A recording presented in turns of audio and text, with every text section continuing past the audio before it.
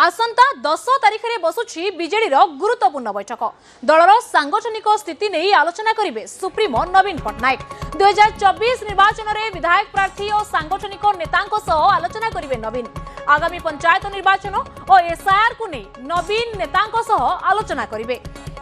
निर्वाचन मंडली स्थिति नहीं भी आलोचना हेबो बोली सूचना मिली तेज आगामी दिन सांगठनिक खसड़ा प्रस्तुत हम दिल्ली फेरिबा परे नवीन पट्टनायक बैठक डाकुथबारु यह बेस गुरुत्वपूर्ण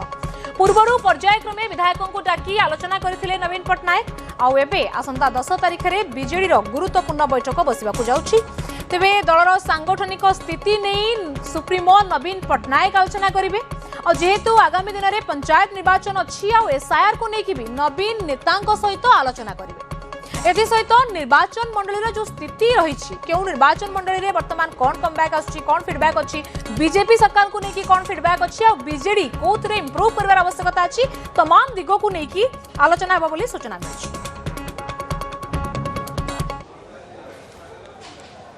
संगठन जोड़े बर्तमान दायित्व बर्तमान सामने छड़ा गोटे है ये जो आपण जो सघन संशोधन एसआईआर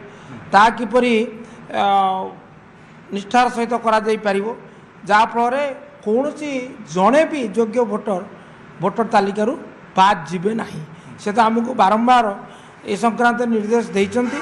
चिठी लिखिं ता सहित गोटे स्वतंत्र राज्य स्तरीय बीजेडी कमिटी गठन कर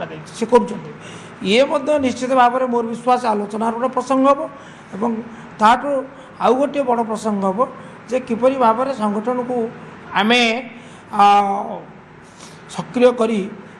पंचायत निर्वाचन प्रस्तुत हवा सरकार 2 वर्ष पूरी सरकार दोष दुर्बलता सरकार विफलता सरकार भ्रष्टाचार जोटी जोटी अच्छी ताकू सामना को आने सह